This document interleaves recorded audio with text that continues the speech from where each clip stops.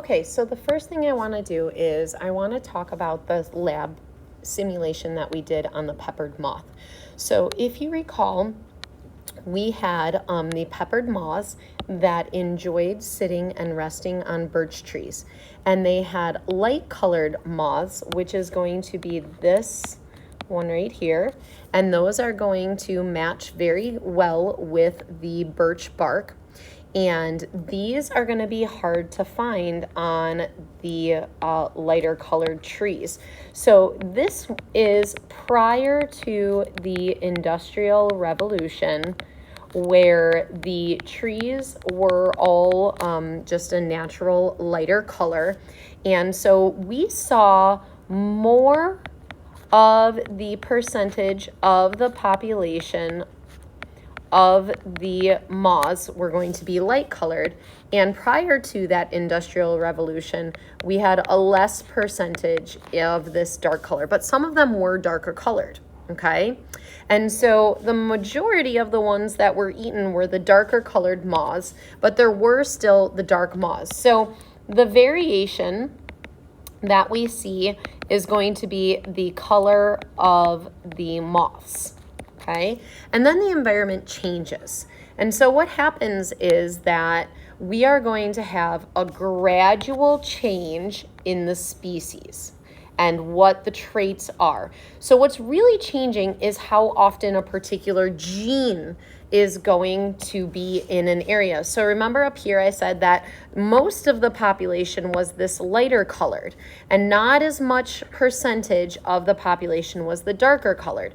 So what we see happen with natural selection is, first of all, there has to be a variation of the traits. In the case of the peppered moths, we have the dark colored and we have the light color. Okay, so that's the variation. Now, everything is going to over reproduce. And the reason is that only some are going to survive.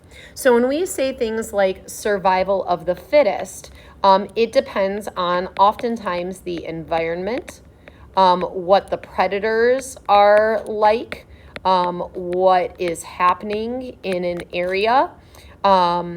It could depend on what humans are doing. Could also be human impacts that are going to cause something to survive better than another. And so what we saw then after the Industrial Revolution is that we saw the increase in the percentage of the dark colored moths, and we saw a decrease in the percentage of the light colored moths. And that was different than the beginning. Remember that at the beginning, more of the population was light colored, okay?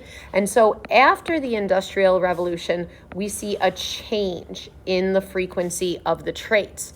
And so what ends up happening is the next generation, descent means next generation, is a little bit different in frequency. All right, so here is some example data for you. All right, on the light trees, we start with 50% dark and 50% light.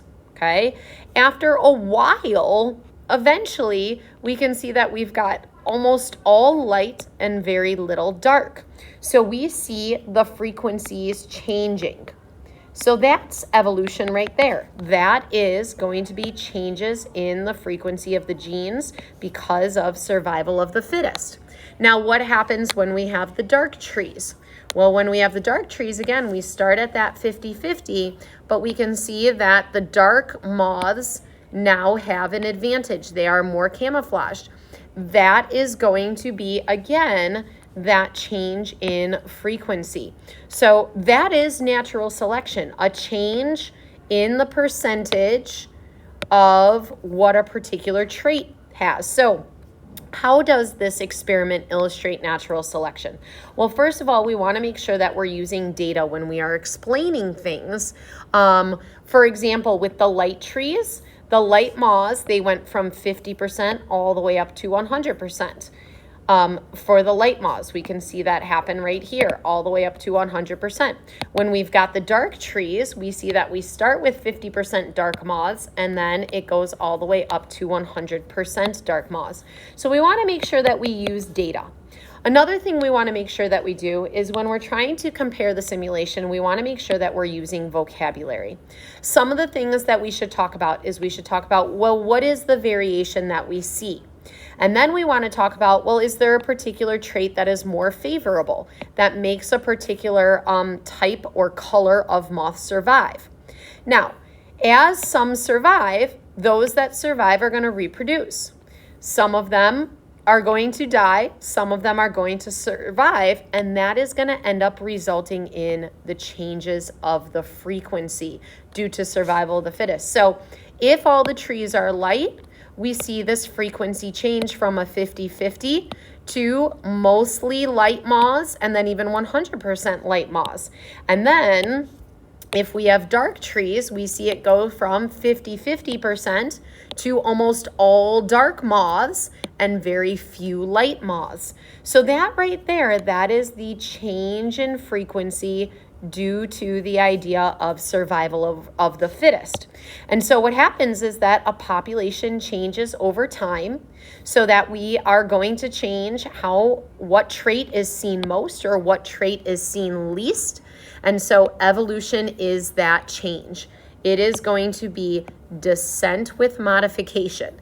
The next generation, we see the population has a different percentage than the previous population. So something you're going to want to do is you are going to definitely want to make sure that you are using vocabulary when you're explaining these things. If you did poorly on the peppered moth simulation that we did last week, then you're going to want to make sure to review the video notes, review this video, make sure that you review the PowerPoint notes, because you are going to have to write an entire CER using this vocabulary, using these concepts, and showing that you can understand and explain these.